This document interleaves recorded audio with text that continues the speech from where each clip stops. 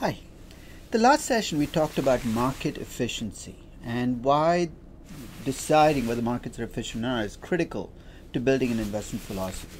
This session I want to go into specifics. How do we decide that a market is inefficient? How do we know whether a strategy or a scheme we've come up with actually beats the market? So testing whether something beats the market is a lot more difficult than it looks from the outside. So let's start off by stating a basic presumption. To test a scheme to test to see whether a scheme actually earns excess returns in the sense it earns more returns than it needs to after adjusting for risk, you need a model for risk. And here's the basic problem we face. If your basic model for risk is wrong, then you might find strategies that look like they beat the market, but in fact your mistake is in the model. So any test of market efficiency is always a joint test of whether markets are efficient and the model that you use to adjust for risk. That's kind of a given. It's something that's going to be the background as we talk about market efficiency and testing for efficiency all the way through this session. So when you think about controlling for risk, there are a couple of ways you can control for risk. Here's a simple way. You can just look at a strategy and see if it beats the index. In other words, if you're in the US and use the S&P 500 as your basis, you might say this strategy beats the market because it earns more than the S&P 500. Sounds simple. It is simple, but it does come with a catch.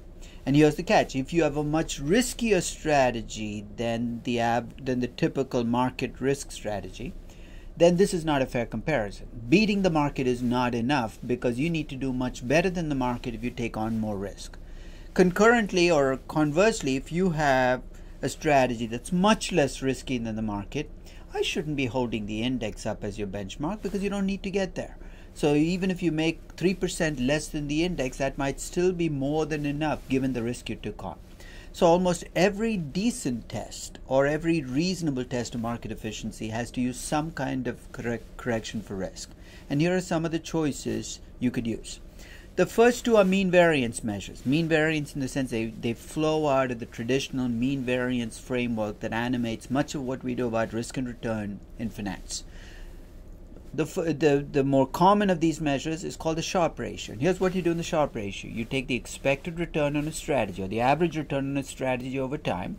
You divide by the standard deviation in those returns. Basically, you want to see the trade-off of what you're getting. The higher this number, the bigger the payoff you're getting for every unit of risk you've taken on. You can compare the Sharpe ratio across portfolio managers, across strategies, and you could argue that higher Sharpe ratios indicate better performance.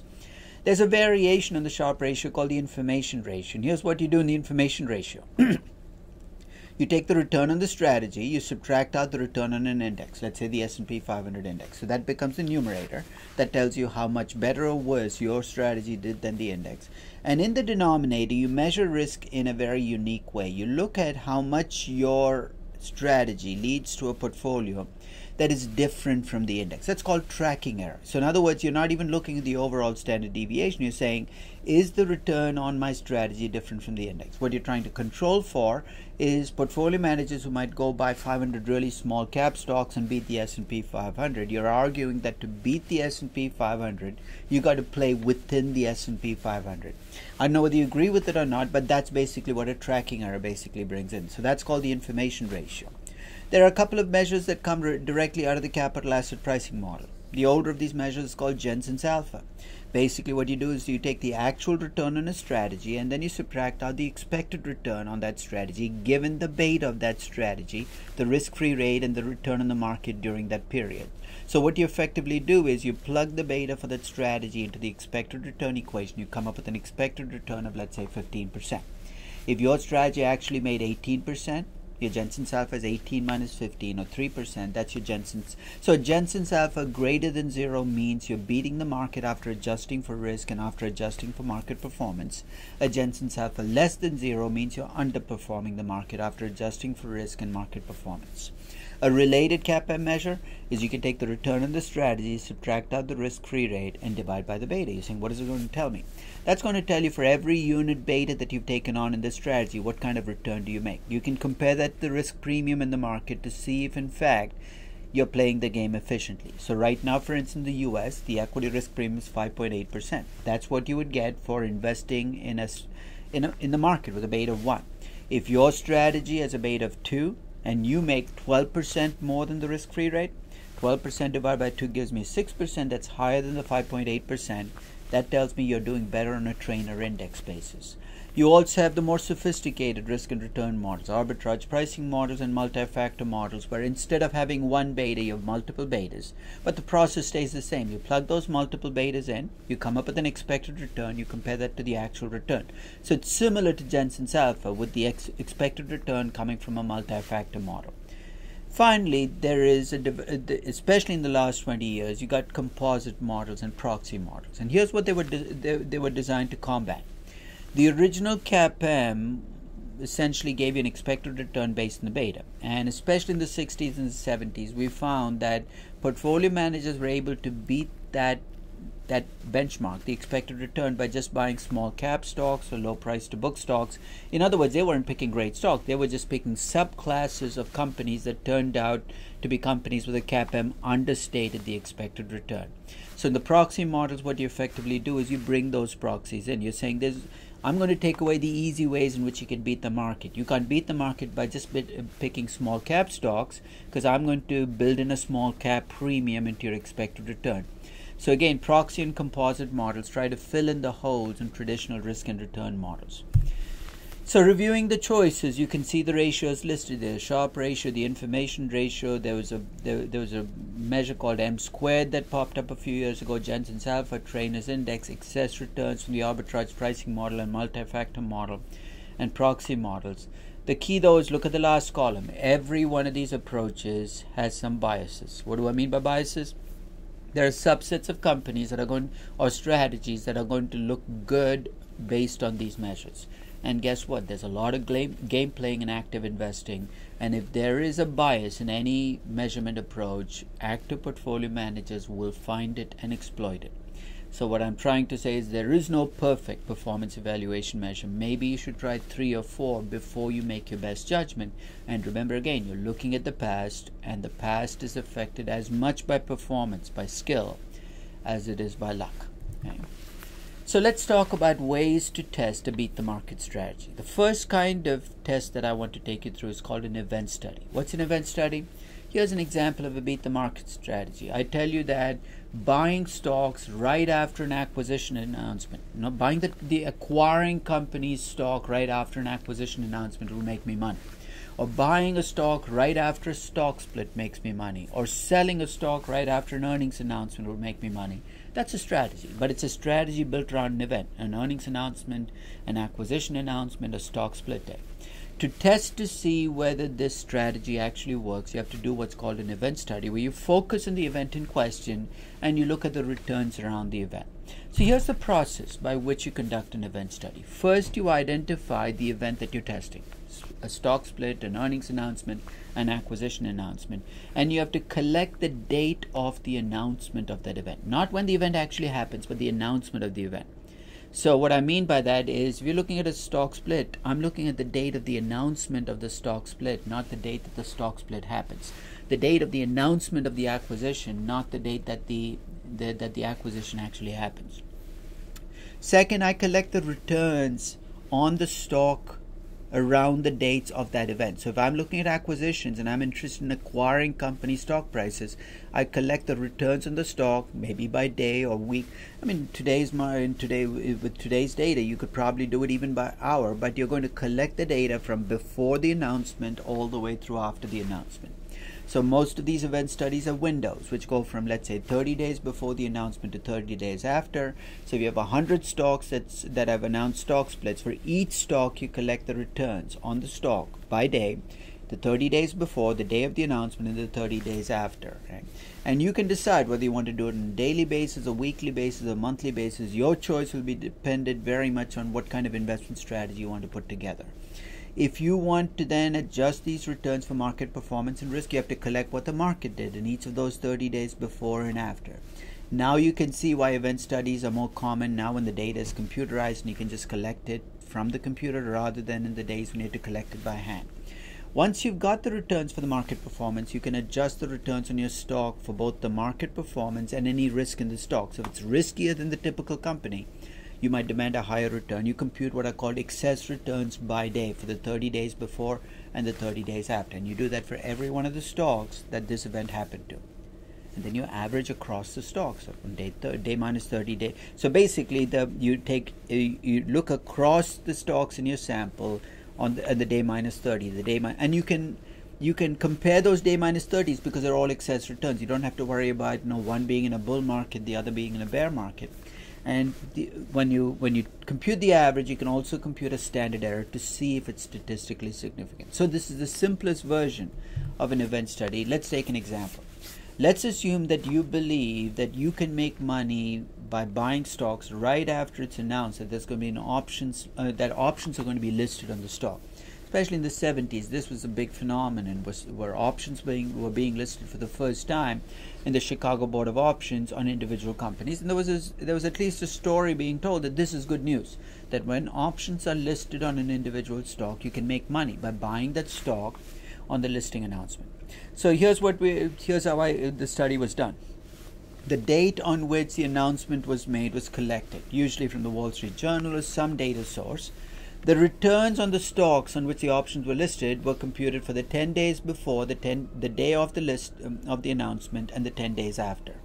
The beta of the stock was computed using the 100 trading days before the event and the 100 trading days after, because you don't want any bias in the process.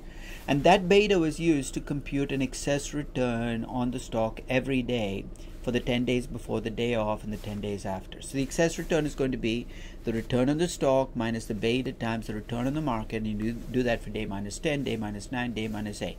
So if there are 200 stocks on which options were listed, you're going to find for each stock 10 days before, the day off, and the 10 days after. So you're going to get 200 times 21 days. So day minus 10 all the way to day plus 10. Then you compute the average across the stocks on day minus 10, day minus 9, day minus 8, day minus 7, and the standard error. This is what the output looked like. You're saying, how do I read this? If you take 10 days before the announcement across all the stocks, the average excess return was 0.17. The cumulative excess return is what you'd have done by holding through time. So on day 1, the cumulative excess return, day minus 10, because that's the very first day, the cumulative excess return is 0.17% as well. The t-statistic measures whether that excess return is significantly different from 0. Easy and simple way to read the t-statistic: if it's greater than 2, you've got statistical significance.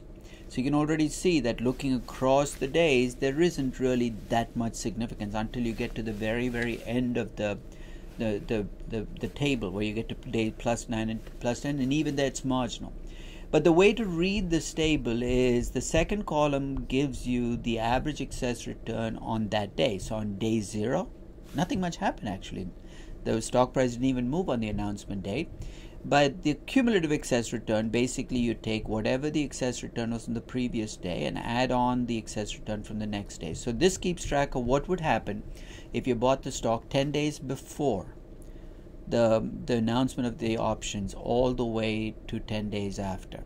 So basically, if you are a fan of the story, what this study says is, on average, if you look across all stocks in which options were listed in the 20 days around the option listing announcement, you'd have made 1.8%. But since you wouldn't even have known that options were being listed till day 0, if you bought on day 0 and held, you'd probably make only 1.34%. And before you get too excited about that 1.34%, it says the t-statistics are getting up there, especially as you get towards the end, but they're marginally significant. So that's an event study. You can pretty much pick any event you want and do a study of it. You just have to find companies that were exposed to that event and the returns before and after the event. Here's a second type of study. I come to you with a scheme. I tell you, if you buy stocks where there are relatively few analysts tracking the stock, you're going to make money. Or if you buy stocks where institutional investment is less than 20% of the overall investment, you're going to make money. Lots of stories like that rolling around. If you buy small cap stocks, or heavily liquid stocks, or very lightly liquid stocks. So anytime you have a strategy built around a common characteristic, you have to do what's called a portfolio study. What you effectively are going to do is you're going to classify all stocks based on that characteristic. So for instance, if your argument is stocks with low trading volume are much better investments than stocks with high trading volume, I'm going to divide all stocks in the market based on trading volume into 10 groups, from highest trading volume to lowest trading volume. I'm going to compute the returns on each group over time and given the time horizon I'm looking at, and that's going to depend on my investment strategy. I'm going to come back and say this strategy delivered returns that were 3% higher than the market or 2% lower than the market. So let's think about the steps here. First step in the process is you need to tell me the variable around which you're building your investment strategy. It could be the PE ratio. You want to buy low PE stocks. It could be liquidity, in which case trading volume is the issue. I need to start off by defining that variable. I'm going to collect that data for every firm at the start of my testing period. So let's say I want to test the data from 2008 through 2012. I'm going to have a 5-year holding period based on stocks which had based on trading volume. I'm going to collect the trading volume from 2007. It has to be the year before I start the portfolios going, because I've got to create the portfolios first. So I'm going to look at the trading volume in 2007. And I'm going to classify every company in the market into 10 groups based on trading volume. So I'm going to do that as of December 31st, 2007, using the data from January to December 31st of 2007, the trading volume. Once I've created the portfolios, I'm going to track either each stock or the returns on each portfolio for the next 5 years. And I'm going to adjust for the risk in each portfolio. If I can get the beta of each portfolio, I'll do that. Or if I believe the portfolios are all of roughly equivalent risk, I might just subtract out the S&P 500. I'm going to come up with the excess return for each of the 10 groups of stocks, from lowest trading volume to highest trading volume stocks. Then I'm going to compare across those numbers, and they're going to be different, because there are 10 different groups, but I'm going to do a statistical test to see if they're statistically different. In other words, it's not just enough that they're different, but they're different enough. Is there a trend here that I should see? Are lower trading volume stocks delivering higher excess returns? You're saying, what about the fact that there was a crash in 2008? It shouldn't matter, because these are excess returns. Every one of these groups of stocks will have crashed. So the advantage of excess returns, you have to worry less about what the market did over that period. So you can check both to see whether the excess returns are different from zero for each group, and also look across the portfolios to see if the difference is significant. Or you could take the extreme portfolios, the lowest volume and the highest volume portfolios, to see if the lowest volume portfolio delivered a higher return than the highest volume portfolio. So here's an example. Let's assume you want to test a time-honored strategy. Buy low PE stocks and you're going to make money. This goes back 100 years in markets. So let's assume you take every stock in at the end of 1987, you take every stock in the New York Stock Exchange, and you classify the stocks into 5 groups, from lowest PE ratios to highest PE ratios at the end of 1987. You're going to throw out companies with negative PE ratios. File that away, because that might introduce some bias into this process that you have to worry about. But you've got 5 groups of stocks based on PE ratios. Then take the stocks in each portfolio and compute the returns over the next 5 years, 1988, 89, 90, 91, 92. You'll have to deal with some consequences. Some of these stocks might go bankrupt, some might be delisted, some might be acquired. But whatever it is, compute the return as if you'd been holding the stock. So if it went bankrupt, your stock might have gone to zero. So you put a minus 100%. So you collect the returns. Then you also collect the betas for each stock in each portfolio for the period before you created the regression, from 83 to 87. Or 85 through 87. Again, I'm using the betas from the pre-return period as my starting point for the measurement of risk. You have to make a judgment call. Also, within each portfolio, you might have 50 or 100 stocks. You have to decide how you're going to weight these stocks, and that depends on what your investment strategy is going to be. If your objective is to buy the 100 lowest PE stocks and put an equal amount of money into each of them, you want to test an equally weighted portfolio. If your objective is to pick the 100 lowest PE stocks and create a market cap weighted portfolio, then you might create a market cap weighted portfolio. But compute the returns on each portfolio for every year from 88 through 92, compute the excess returns, and then check to see whether those excess returns are different across the portfolios, and whether they're different for the lowest PE stocks relative to the market. So here's what the results look like. And this is just a very simple test. I took the stocks in 87, lowest to highest. So you see them play out 88, 89, 90, 91, 92. Take the combined period, 88 through 92. It does look like the strategy works, right? The lowest PE stocks have an average excess return of 2.61%. They earn 2.61% more than they should have, given what the market did and given risk. So remember, if this is completely random, those numbers should all be zero because the excess return should be zero after adjusting for risk. To the degree that I've corrected for risk and I've brought in the market, the fact that those numbers are different is first interesting. Second, the fact that there seems to be a trend is even more interesting. Lowest PE stocks have the highest positive excess returns. Highest PE stocks have the most negative excess returns, minus 1.95%. A couple of ways I can test this. I can compute the t-statistics or statistical significance of that 2.61% to see if it's statistically different from zero. I could also take the lowest PE stocks and the highest PE stocks and compare them to each other. In this case, the lowest PE stocks earn 4.56% more than the highest PE stock, and I can check to see whether that's statistically significant. But that's the essence of a portfolio strategy, is to pick your variable, create portfolios based on that variable at the start of the game, look at the returns in a follow-up period, see if in fact your strategy would have worked, and then check and double check. In this case, here are some of the things to check. 88, over the entire 5-year period, the lowest PE portfolio clearly outperformed. Was that true in every period? In this case, it looks like it was true in 88, 90, 91, and 92, maybe, but 1989 it didn't quite work. So it's good to know that there are periods because that goes into whether you adopt a strategy as well and what kind of caveats you have to add to the strategy. So that's the second, test the market scheme, is a portfolio strategy. The third, and this is especially true if you have multiple variables. So PE ratio, volume, I picked one variable. But what if my argument is stocks with low PE ratios with high growths and high return on equity are good investments? It's very difficult to do portfolio studies because a number of portfolios will explode on you. So rather than focus on running portfolios, here's what you can do. You can take the returns in every US stock, over the last 5, 10, 15 years, whatever period you think is a reasonable time horizon.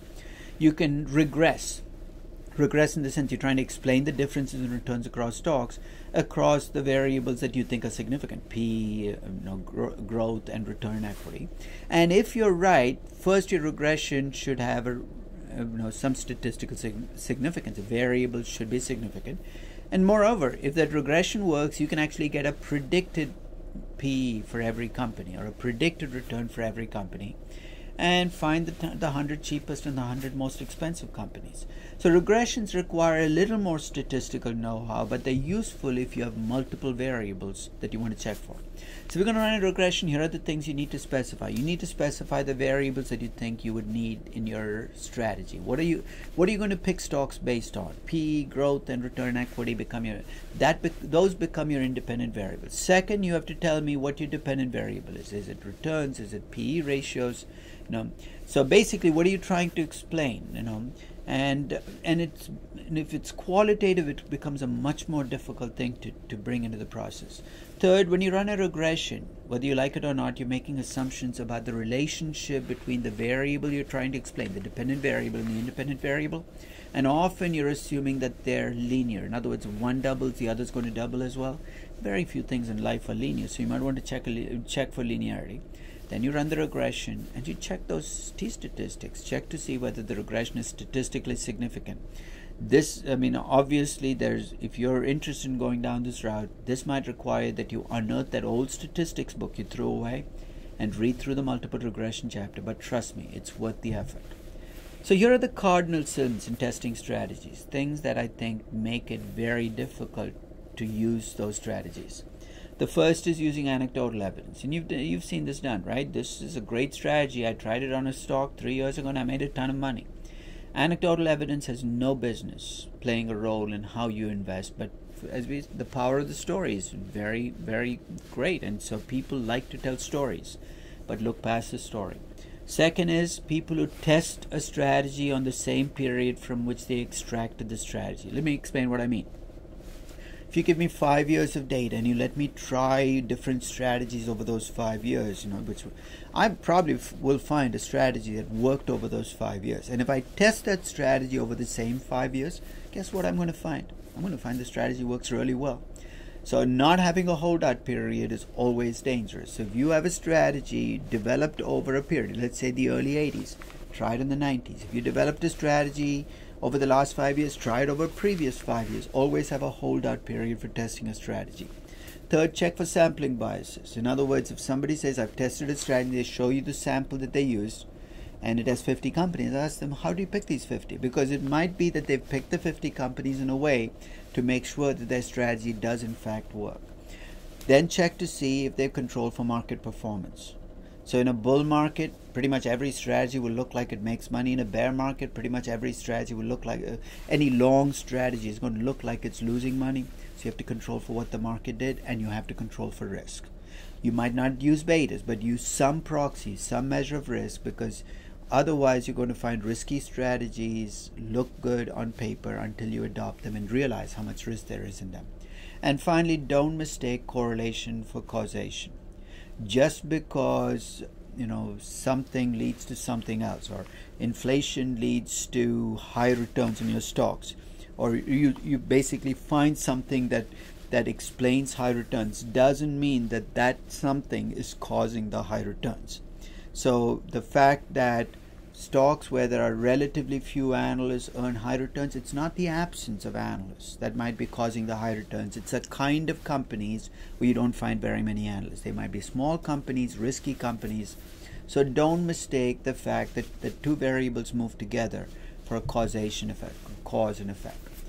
Some lesser sense, the amount of data we have access to now is huge relative to 20 or 30 years ago, and people are mining the data, and not surprisingly they keep finding new things. So be very cautious about data mining, because it might not be anything other than you got lucky. If you try enough variables, something's going to work. Second, watch out for survivor bias. In other words, if you create a strategy where there's a high chance of companies going bankrupt or going out of your sample, you got to factor them in. You can't just look at stocks that make it through 5 years and say, hey, this strategy works. As an example, you might decide to invest in stocks with high debt ratios. Say, hey, those stocks look like good investments. The equity looks cheap. Well, that's fine. Test it. But remember that many of those stocks with high debt ratios will not make it through the next 2 or 3 or 5 years. And if they don't, make sure you count those stocks in your returns as well, the fact that you will lose all your money. Not allowing for transactions costs. In a prior session, I talked about how big a bite transactions costs are. So if you have a strategy that disproportionately invests in stocks that have high trading costs or high price impact or a high bid-ask spread, those strategies are going to look good on paper until you bring in transactions costs. And also take into account the fact that if you're not able to execute, then all you're going to get is returns in papers. Make sure that you can actually trade on the investments that show up in your strategy. So as a skeptic, here are the questions I often ask when I look at an investment strategy being presented to me as a market beater. First, I ask, can this strategy be tested or implemented? If a strategy cannot be tested, then I'm much more cautious. So if you tell me that your strategy is to pick companies with good managers and you're unwilling to specify what you mean by good management, I'm going to say that's nice, but it doesn't work for me because I can't test it. Second, if it's tested, if it has been tested, is the test that I see a fair one? Is the sample unbiased? Did the statistical questions been asked? Third, does it pass economic significance tests? Basically, you can have a test where it looks like you make excess returns that are statistically significant, but those excess returns might be economically insignificant. What am I talking about? If you have a large sample of companies, a 0.5% excess return might look statistically significant because T statistics are greater than 2. It looks statistically significant. But as an investor, that 0.5% might not be large enough for you to actually invest in that strategy. And finally, ask yourself, has it been tried before? Odds are almost every strategy you see has been tried before. And go back and look at that history of what that strategy did the last time around. It's far better than just looking at those paper portfolios. So in summary, if somebody comes up to you and says, I found a way to beat the market, don't take it at face value. test it out. It's not difficult to do. The data is there. It requires a dose of statistics, some common sense, but make sure a strategy passes the test, not just a statistical test, but an economic test before you adopt it as one of yours. Thanks.